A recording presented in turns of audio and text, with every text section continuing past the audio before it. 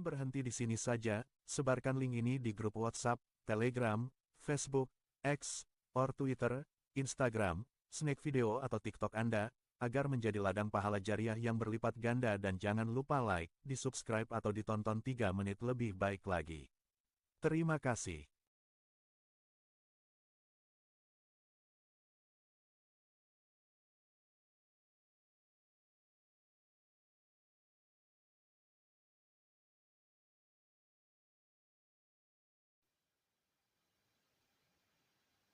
Assalamualaikum warahmatullahi wabarakatuh. Alhamdulillah sholihah wa ala al-Fatihah. A'udzu billahi minasy syaithanir rajim. Bismillahirrahmanirrahim. Alhamdulillahi rabbil alamin. Ar-Rahmanir Rahim. مالك يوم الدين إياك نعبد وإياك نستعين اهدنا الصراط المستقيم صراط الذين أنعمت عليهم غير المغضوب عليهم ولا الضالين آمين. Alhamdulillahilladzi ja'ala siyama Ramadan ahada arkanil Islam. Asyhadu an la ilaha illallah wahdahu la syarika lah wa asyhadu anna Muhammadan abduhu wa rasuluh.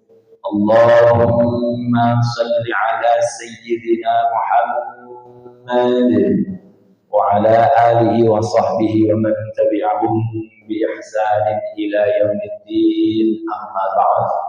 Wa qala Allah ta'ala fi kitabil Qur'an, a'udzu billahi minasy syaithanir rajim. Wa idza sa'alaka 'ibadi 'anni fa inni qarib ujibu da'watan da'i idza da'ani falyastajibu li wal yu'minu bi la'allahum yarshudun. Wa qala an-nabiy sallallahu alaihi wasallam ad-du'a'u miftahur rahmah. Sadaqal azim wa sadaqa Rasulillahil karim. Hadirin hadirat, shaimin, shaimat, jamaah salat subuh Masjid Jami Al-Ikhlas, yang semua yang hadir, lebih khusus para sepuh bini sepuh kita, seluruh pengurus PKM Masjid Al-Ikhlas dan semua yang hadir pada pagi hari ini. Tentunya mudah-mudahan semuanya senantiasa mendapatkan rahmat dan ampunan dari Allah Subhanahu wa Ta'ala. Puji syukur senantiasa kita panjatkan Allah Subhanahu wa Ta'ala atas limpahan rahmat, taufik hidayahnya yang kita rasakan bersama-sama. Ungkapan syukur kita kepada Allah dengan sama-sama mengucapkan alhamdulillahirabbil alamin, dan juga kita bersolawat kepada junjungan kita Nabi besar Muhammad sallallahu alaihi wasallam, sama-sama mengucapkan Allahumma salli ala Sayyidina Muhammad wa ala ali Sayyidina Muhammad, dan juga kita bersalam kepada beliau dengan sama-sama mengucapkan Assalamu alayka ya Rasulullah. Hadirin hadirat, shaimin shaimat yang dirahmati Allah Subhanahu wa Ta'ala, tak terasa kita bersama-sama pada hari ini. Kita berada di hari yang ke-15 ya, berarti nanti malam itu kita malam 16. Biasanya kalau malam 16 itu kalau kita sholat witir ditambah kunut ya, biasanya ditambah kunut ya. Witir kita tambah kunut untuk malam ke-16. Maka tentunya mudah-mudahan semua yang telah kita lakukan, amalan-amalan yang wajib, yang sunnah, mudah-mudahan semuanya memperoleh ridho dari Allah Subhanahu wa Ta'ala. Hadirin hadirah yang dirahmati Allah Subhanahu wa Ta'ala, kita pada pagi hari ini yaitu akan mengkaji tentang masalah kaitan doa dengan puasa. Jadi doa ini berkait dengan berpuasa karena ayatnya memang berurutan. 153 tentang yaitu kewajiban berpuasa. Lalu dilanjutkan 184, 185-nya yaitu waktunya kita berpuasa. Lalu ayat yang 186 ini tentang doa. Di sini runtut. Maka dari itu doa ini sangat terkait dengan ibadah. Kita berpuasa berarti kita beribadah, maka tentunya di dalam beribadah itu kita berdoa kepada Allah Subhanahu wa taala. Maka Rasulullah juga menyebutkan dalam hadisnya ad-du'a miftahur rahmah. Doa itu pembuka pintu rahmat. Jadi apabila kita ini senang berdoa, insya Allah kita akan senantiasa mendapatkan limpahan rahmat dari Allah Subhanahu wa taala. Penuh dari kasih sayang Allah Subhanahu wa taala. Maka dari itu ayat ini berkaitan dengan doa yang apabila hamba Allah itu mau berdoa, maka doanya akan dijawab oleh Allah Subhanahu wa taala, akan dikabulkan oleh Allah Subhanahu wa taala. Asalkan orang yang berdoa tadi yaitu mau mengikuti perintah-perintahnya Allah Subhanahu wa taala dan mau beriman kepada Allah Subhanahu wa taala. Jadi di dalam ayat ini tentunya kita harus berusaha menjadi orang-orang yang senantiasa mengikuti perintah-perintahnya Allah. Dan senantiasa yakin bahwa doa-doa kita ini juga dikabul oleh Allah Subhanahu wa taala. Maka ayat ini dimulai oleh Allah Subhanahu wa taala dengan firman-Nya, "A'udzubillahi minasyaitonir rajim." Wa idza sa'alaka ibadi anni fa inni qarib. Dan apabila hamba-hambaku bertanya kepadamu wahai Muhammad tentang aku, maka katakanlah fa inni qarib, sesungguhnya aku itu dekat. Sesungguhnya aku itu dekat. Ujibu da'watad da'i idza da'an. Dan aku akan menjawab, mengabulkan doa orang-orang yang memohon kepadaku dengan syarat fal yastajibuli. Dia mau menjawab perintah-perintahku. Wal yu'minu bi, dan juga beriman kepadaku. La'allahum yarshudun. Supaya mereka yaitu memperoleh petunjuk, senantiasa berada di dalam kebenaran. Hadirin hadirat shaimin shaimat yang dirahmati Allah Subhanahu wa taala. Ayat ini dimulai dengan kata wa. Berarti ayat ini ada kaitannya dengan ayat sebelumnya. Karena artinya wa itu kan dan. Maka ayat ini berkait dengan ayat sebetulnya. Wa iza, dan apabila. Berarti kalau disebutkan apabila ini juga menunjukkan bahwa dulu ada peristiwa yaitu sahabat yang bertanya kepada Rasulullah dulu. Wa iza, dan apabila hamba-hambaku bertanya kepadamu wahai Muhammad. Berarti dulu ada sahabat yang bertanya kepada Rasulullah Sallallahu Alaihi Wasallam. Jadi di antaranya ada dua kelompok sahabat yang mereka itu bertanya kepada Rasulullah. Yang pertama adalah kelompok orang-orang Arab Badui. Dia bertanya kepada Rasulullah Sallallahu Alaihi Wasallam, ya Rasulullah, aqaribu rabbuna fanunajihi amba'idun fanunadihi.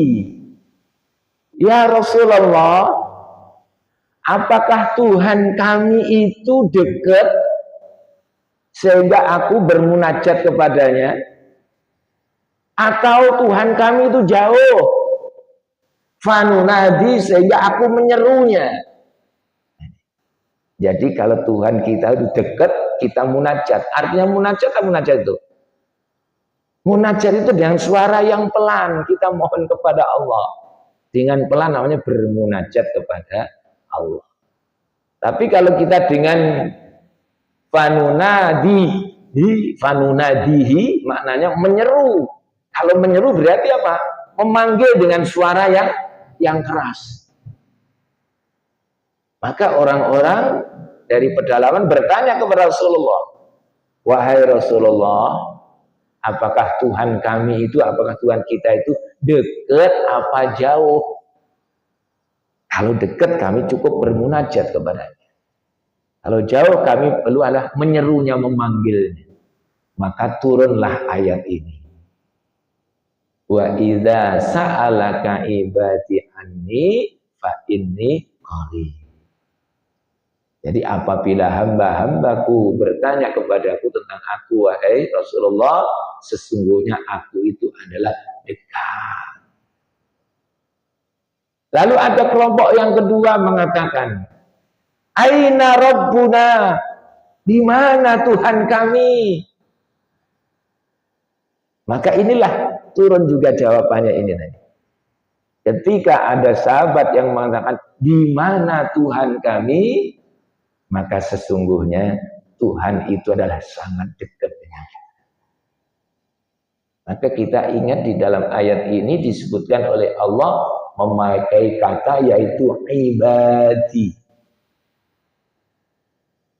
Pakai kata ibadi, ibadah. Dari kata-kata abdun. Wa idza sa'alaka ibadi. Jadi ibadah ini ada juga di dalam Al-Quran memakai kata abid.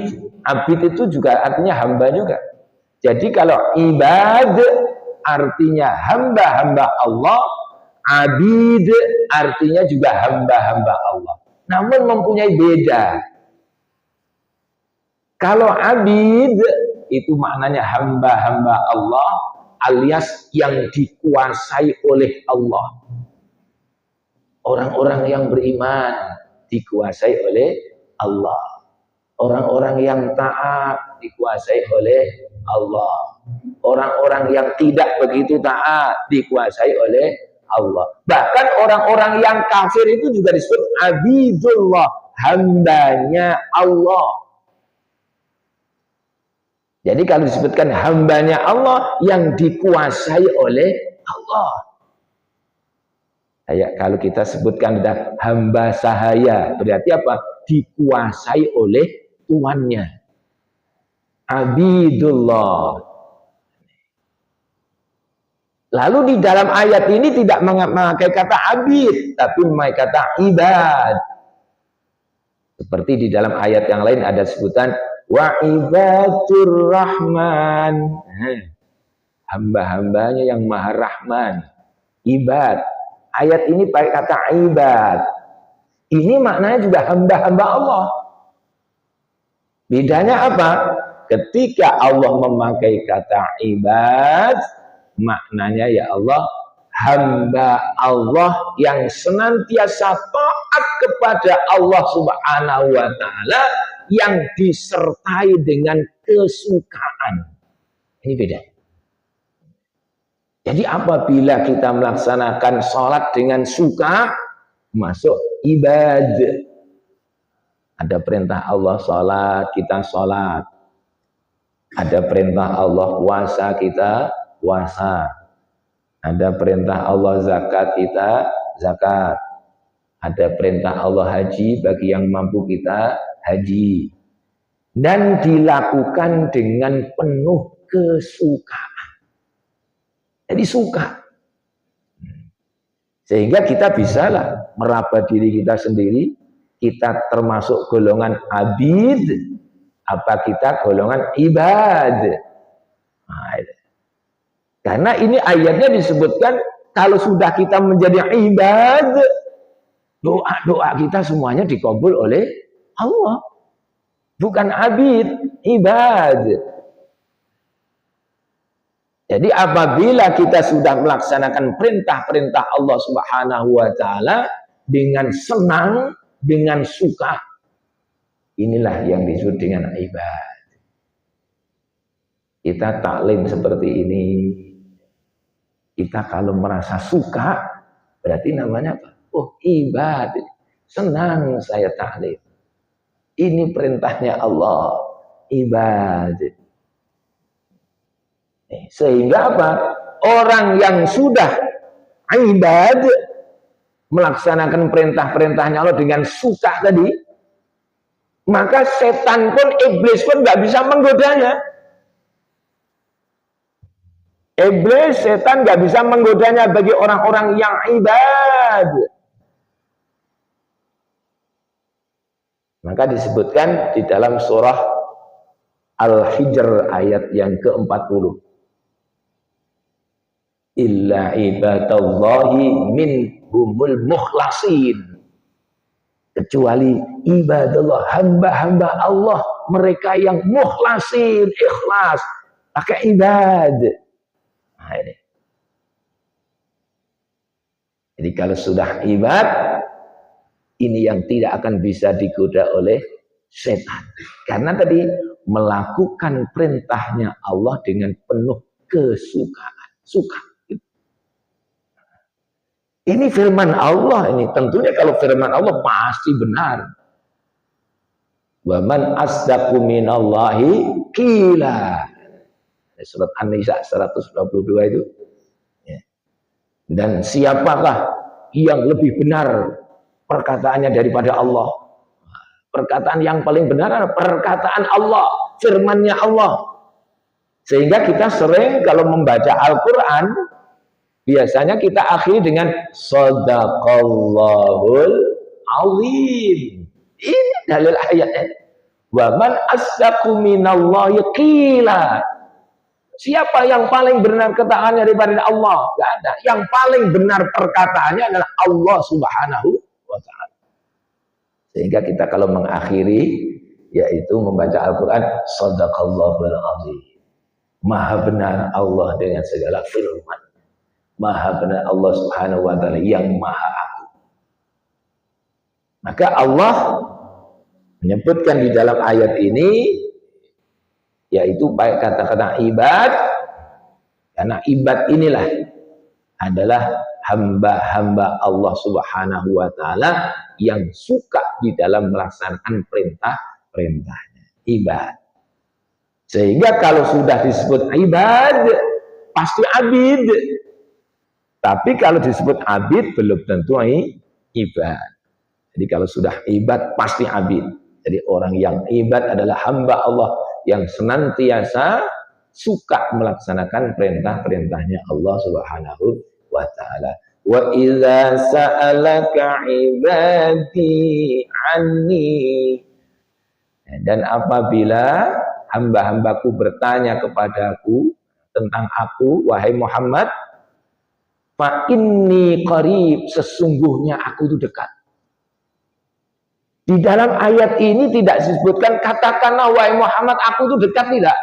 Tapi langsung Allah menyebutkan, dan apabila hamba-hambaku bertanya kepada tentang aku wahai Muhammad, sesungguhnya aku itu dekat. Berarti apa di sini? Langsung dijawab oleh Allah sendiri. Tidak Allah mengatakan katakanlah wahai Muhammad bahwa aku itu dekat kepada, tidak. Tapi ayatnya langsung fa inni, sesungguhnya aku itu dekat. Berarti di sini menunjukkan bahwa antara Allah dengan orang-orang yang beriman itu adalah sangat dekat sekali. Sehingga ketika hamba-hamba Allah itu bertanya dengan Allah Subhanahu wa ta'ala, Allah langsung jawab. Karena Allah itu sangat dekat dengan hamba-hambanya yang ibad tadi. Maka di dalam ayat ini disebutkan langsung, tidak pakai kul, tapi fa inni qarib, sesungguhnya aku adalah dekat. Ibu bapak, Ketika kita memaknai qarib itu dekat, jangan terus kita maknai bahwa Allah itu punya tempat terus dekat dengan kita, bukan. Ya. Karena apa? Allah itu mempunyai sifat qiyamuhu binafsihi, berdiri dengan dirinya sendiri, tidak butuh tempat. Jadi kalau kita mengatakan Allah itu dekat dengan kita, bukan terus Allah itu butuh tempat kayak kita, tidak. Kalau makhluk ini kan butuh tempat, butuh masa, butuh tempat, ya kita makhluk kan ya. Tapi kalau Allah Subhanahu wa taala qiyamuhu binafsihi, berdiri sendiri, berdiri atas dirinya sendiri, gak butuh tempat. Dan memang Allah mempunyai sifat mukhalafatul lil hawadisi, berbeda dengan makhluknya. Jadi kalau saya ngomong mengatakan dekat, maksudnya dekat apa? Yang dekat di sini apa? Qarib, kata qarib di sini. Ketika kita mengatakan Allah itu dekat dengan kita, yang dekat apa? Yang dekat adalah ilmunya Allah Subhanahu wa taala. Allah Maha mengetahui tentang hamba-hambanya. Nah, ini namanya dekat. Allah mengetahui tentang hamba-hambanya. Ketika hamba-hambanya bermunajat, Allah Maha mengetahui. Ketika hambanya meminta, Allah Maha mengetahui.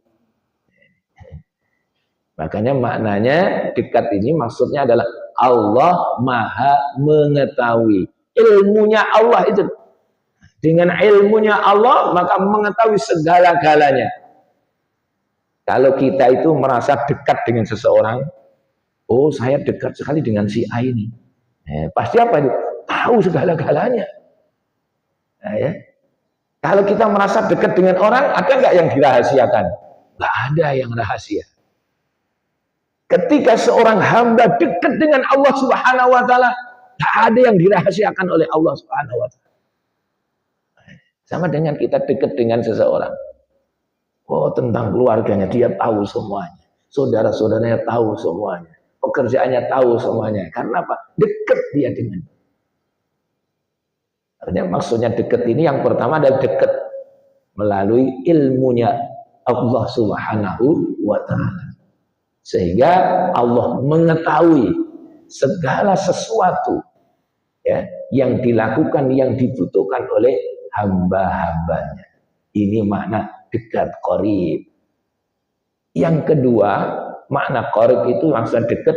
Yang dekat apanya? Dekatnya rahmatnya Allah Subhanahu wa ta'ala. Jadi rahmatnya Allah Subhanahu wa ta'ala sangat melimpah ruah terhadap hamba-hambanya tadi. Maka yang disebutkan dekat di sini apa? Rahmatnya Allah itulah melimpah. Sehingga kita semuanya butuh daripada rahmatnya Allah. Inilah yang disebut Allah itu dekat dengan kita. Butuh rahmatnya Allah. Kita memohon kesehatan, rahmatnya Allah. Yang sakit disembuhkan, rahmatnya Allah. Kita bisa bangun tidur itu juga rahmatnya Allah. Kita bisa hadir di majelis taklim seperti rahmatnya Allah. Kita tadi bisa zikir rahmatnya Allah. Jadi makna dekat adalah rahmatnya Allah melimpah kepada hamba-hambanya. Maka kembali saya jangan sampai dikasih makna dekat itu maksud Allah dekat mendekati kita, butuh tempat, bukan. Jadi ilmunya Allah itulah. Allah mengetahui tentang hamba-hambanya. Allah melimpahkan rahmatnya kepada hamba-hambanya. Yang ketiga makna dekat itu juga Allah Maha Kuasa.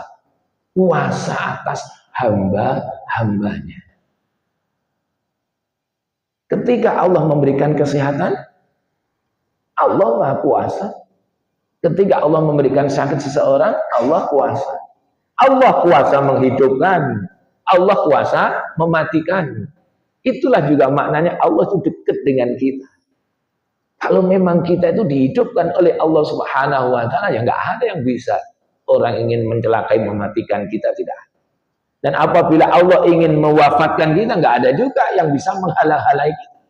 Itulah juga maknanya Allah itu dekat dengan kita, qarib. Demikian pula Allah dekat dengan kita itu mempunyai makna ketika kita itu bermunajat kepada Allah Subhanahu wa taala, maka Allah itu akan kabulkannya. Itu bentuk juga dekatnya Allah Subhanahu wa taala. Kita bermunajat kepada Allah Subhanahu, Allah kabulkan. Itu juga mempunyai makna qarib, yaitu maknanya dekat dengan Allah Subhanahu wa taala. Maka ayat ini disebutkan wa idza sa'alaka 'ibadi 'anni fa inni qarib. Dan apabila hamba-hambaku bertanya kepadamu wahai Muhammad, anni tentang aku, fa inni maka sesungguhnya aku qarib dekat. Ya, makna dekat tadi. Ujibu da'watad da'i idza da'an. Aku akan mengabulkan, aku akan menjawab da'watad da'i, doanya orang-orang yang berdoa kepadaku, yang memohon kepadaku. Jadi apabila kita berdoa kepada Allah Subhanahu wa taala, maka Allah kabulkan itu. Allah kabulkan. Untuk siapa tadi? Ibad, hamba-hambanya yang taat tadi. Maka karena ayat ini kaitannya dengan berpuasa, ketika kita berpuasa, jangan sampai kita lupakan untuk berdoa kepada Allah. Lis-shaimi indal fitar da'watun mustajabah. Jadi sesungguhnya orang yang berpuasa itu apabila dia iftar, dia berbuka, maka ketika dia berbuka itu sebenarnya apa? Di situ ada doa yang mustajabah. Da'watun mustajabah. Jadi ketika kita berbuka maka ada doa buka puasa. Ya, doa buka puasa. Sehingga ketika kita berbuka di sini apa? Berdoa kita kepada Allah. Jadi setelah kita berdoa kepada Allah, minum, berdoa lagi, itu doa. Silakan berdoa lagi. Kita mohon apa yang kita hajatkan kepada Allah Subhanahu wa taala. Jadi setelah kita membatalkan puasa tadi, kita tambah berdoa lagi. Jangan langsung kita makan dulu, lupa jangan. Doa dulu. Setelah kita batal puasanya, doa lagi. Karena ketika seseorang itu berbuka puasa, dakwatun mustajabah. Doanya itu diijabah oleh Allah Subhanahu wa taala. Maka di dalam ayat ini disebutkan ujibu da'watad da'i idza da'an. Jadi Allah Subhanahu wa taala mengabulkan permohonan orang-orang yang berdoa apabila dia berdoa kepada Allah Subhanahu wa taala. Berarti hamba-hamba Allah Subhanahu wa taala apabila berdoa, maka doanya itu dikabul oleh Allah. Saya contohkan ini biar kita lebih mendalami ayat ini. Ketika ada orang yang sakit, hamba Allah sakit, lalu minta sembuh kepada Allah. Ya Allah, saya sakit. Berikan kesembuhan kepada kami, ya Allah. Lalu Allah beri kesembuhan. Ini maknanya berarti apa? Doa kita dikabul oleh Allah Subhanahu wa ta'ala. Yang kedua, ada orang yang sakit. Lalu dia memohon kepada Allah. Ya Allah, sembuhkanlah penyakit saya, ya Allah. Sudah lama saya sakit, ya Allah, sembuhkan penyakit saya. Tapi yang kedua ini tidak sembuh. Tidak sembuh. Bisa jadi mungkin malah bertambah sakit. Berarti doa ini dikabul oleh Allah atau tidak? Jadi mohon kesembuhan, sembuh. Ini mohon juga kesembuhan tapi tidak dikasih sembuh. Nah, yang ketiga lah. Ketika ada orang yang sakit, minta juga kesembuhan kepada Allah. Ya Allah, sembuhkanlah kami ya Allah dari penyakit ini ya Allah. Sembuhkanlah kami ya Allah. Lalu apa? Dia tetap ada sakit. Bahkan sampai meninggal dia dalam keadaan sakit.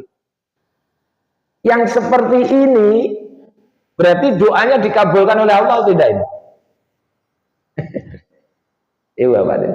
Tadi kan disebutkan tadi, uji buta wataja'i idzajahan.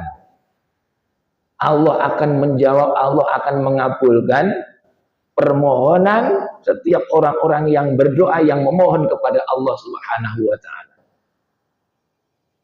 Ketika yang sakit bisa sembuh, ada yang sakit tetap sakit, ada yang sakit dia malah wafat meninggal. Ketika dia berdoa itu, apakah itu semua dikabulkan oleh Allah? Nah, sekarang kita kasih makna dulu. Apa artinya berdoa? Berdoa itu artinya meminta kebaikan kepada Allah. Artinya doa itu kita meminta kebaikan kepada Allah. Bukan kebaikan menurut kita. Ibu bapak ya. Bukan kebaikan menurut kita. Karena bisa jadi kalau kebaikan itu menurut kita, nah tadi itu. Bisa jadi ada sesuatu yang saya sukai, ternyata kok itu nggak baik buat saya. Ada sesuatu yang kita benci, justru itu baik buat kita. Lihat itu surat Al-Baqarah 216 ayat 216. Asa an takrahu syai'aw wa huwa khairul lakum wa asa an tuhibbu syai'aw wa huwa syarrul lakum.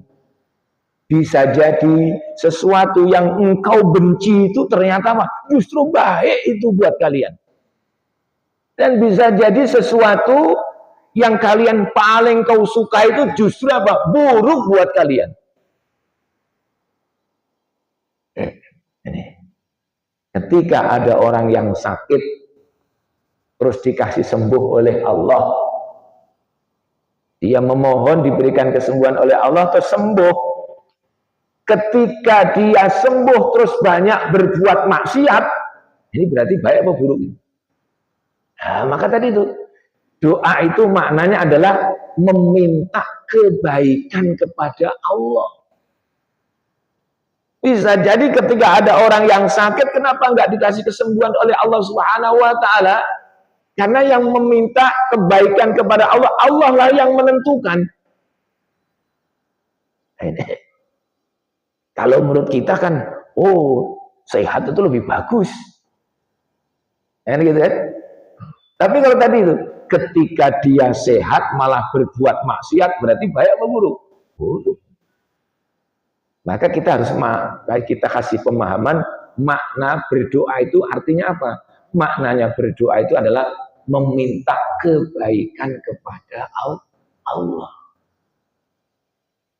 Maka ibu bapak kalau kita senantiasa bermunajat kepada Allah, berdoa kepada Allah, jangan merasa nggak dikabul, itu dikabulkan. Itu yang terbaik buat dirinya.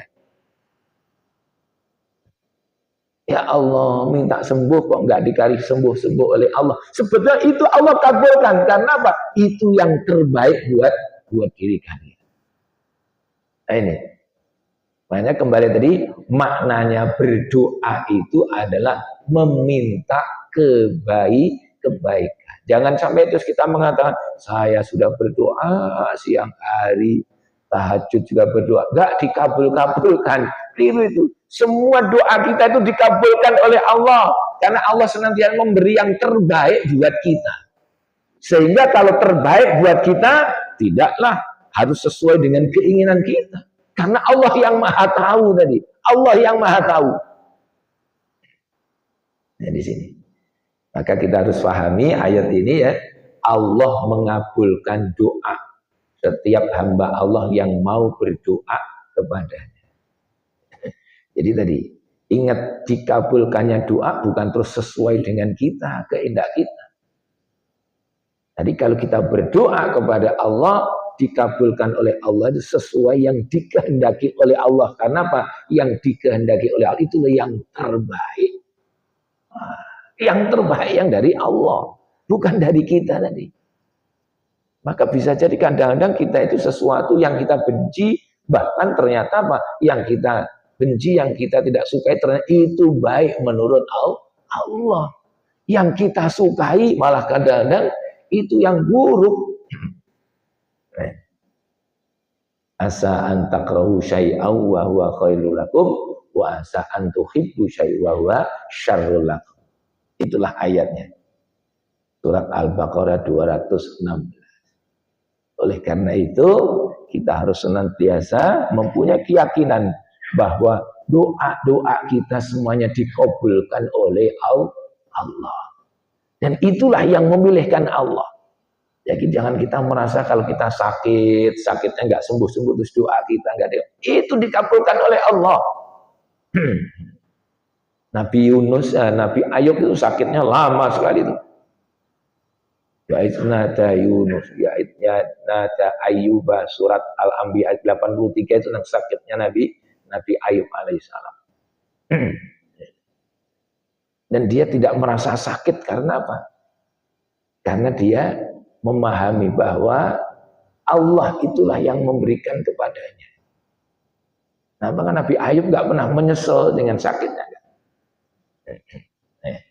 Maka dari itu setiap permohonan kita, doa-doa kita semuanya dikabul oleh Allah. Siapa yang doa-doanya dikabul oleh Allah? Ibad. Nah, tadi orang-orang yang senantiasa taat kepada Allah Subhanahu wa taala dengan suka, tadi dengan suka. Berbeda dengan abid tadi ya. Dengan suka. Kalau abid bisa jadi orang ini nggak taat beribadah. Abid. Dia sholat, tapi kadang-kadang dia puasa, tapi juga tidak istiqomah. Atau mungkin dia sholat, tapi tujuannya yang lain, bukan karena Allah. Ini sama juga. Namanya baru abid. Abidullah, hambanya Allah. Tapi kalau sudah ibadallah, hambanya Allah di sini adalah orang yang sudah melaksanakan perintah-perintahnya Allah dengan suka, dengan senang. Jadi harus kita pahami kata-kata ibadi. Ini karena kalau kita membaca Al-Quran, kita akan ketemu kata-kata ibadi. Jadi kalau sudah disebutkan ibad adalah orang-orang yang pilihan sini, sudah pilihan. Nah, ujung ayat disebutkan falyastajibuni wal yu'minu bi la'allahum yarshudun. Falyastajibuni. Jadi ketika hamba Allah menginginkan doa-doanya diterima oleh Allah Subhanahu wa taala, maka falyastajibuli, maka hendaklah menjawab atau memenuhi perintah-perintahku. Perintah-perintahnya Allah dipenuhi, perintahnya Allah. Maka tadi hamba-hamba Allah yang ibad tadi adalah hamba-hamba Allah yang mana? Yang senantiasa memenuhi perintah-perintahnya Allah dengan suka tadi.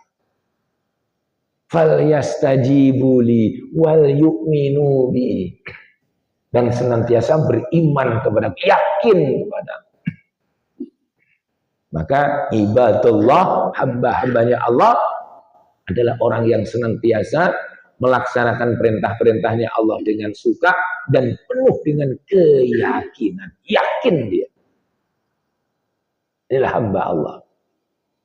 La'allahum yarshudun, agar mereka yarshudun, memperoleh petunjuk atau senantiasa berada di dalam kebenaran. Jadi hamba-hamba Allah yang ibad adalah yang senantiasa melaksanakan perintah-perintah Allah Subhanahu wa taala, senantiasa beriman kepada Allah Subhanahu wa taala, dan senantiasa berada dalam petunjuknya Allah Subhanahu wa taala. Maka yarsyudun senantiasa berada di dalam kebenaran. Maka kalau kita disebutkan hambanya Allah itu berarti apa? Dia suka melaksanakan yang diperintahkan oleh Allah. Kita sering kan menyebutkan hamba Allah. Biasanya kalau disering sebutkan hamba Allah itu biasanya apa itu? Perbuatan apa dia? Biasanya kalau kita infak sedekah. Ada bangun masjid di dekat rumah kita. Terus ada orang yang menyumbang. Kalau dia punya duit 50 juta, lalu dia ada masjid di dekat kita. Lalu dia menyumbang tadi. Oh, ini dari hamba Allah 10 juta. Nah, pantas itu. Karena apa?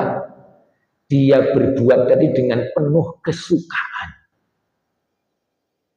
Tapi kalau seumpama di dekat rumah kita ada bangunan masjid, yang mau bangun masjid, renovasi masjid dari hamba Allah, dia punya duit 50 juta. Tapi ngomong dari hamba Allah cuma 10.000. Berarti apa nih? Berarti apa nih? Suka enggak nih dia seperti ini? Dia berbuat kebaikan.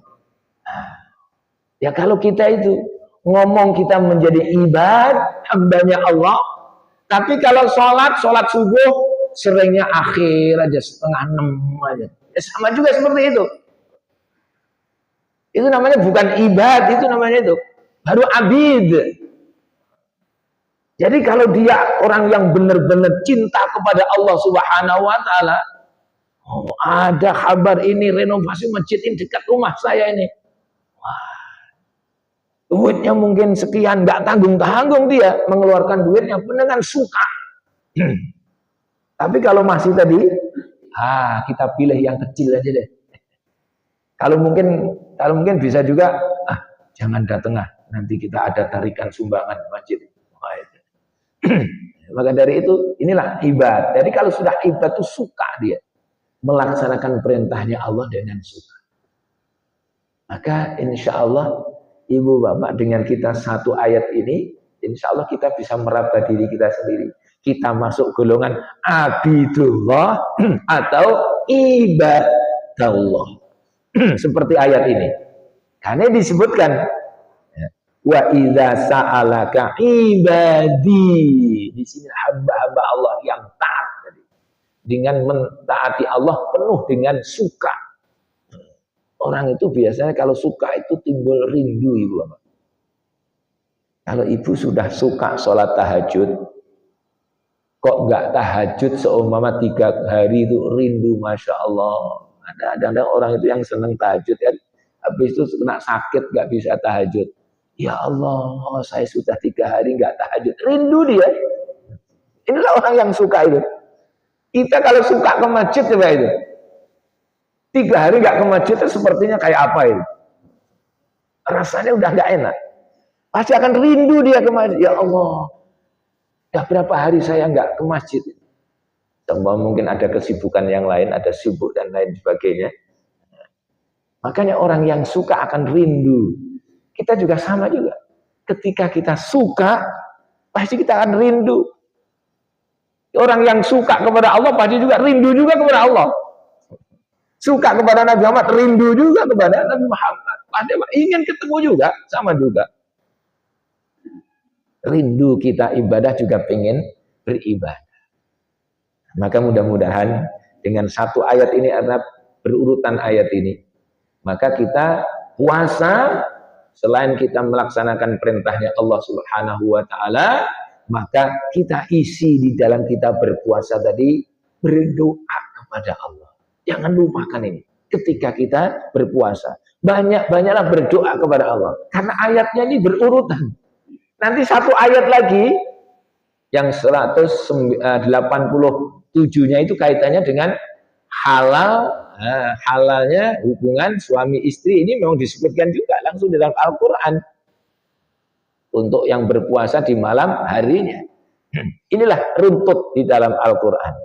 Maka saya sebutkan bahwa doa dengan berpuasa itu adalah berkaitan. Orang yang berpuasa adalah orang yang beribadah. orang yang beribadah adalah orang yang berdoa kepada Allah Subhanahu wa taala. Maka doa termasuk juga ibadah. Jadi kalau kita berdoa berarti kita juga beribadah. Jadi berdoa itu juga beribadah namanya. Kita berdoa namanya beribadah.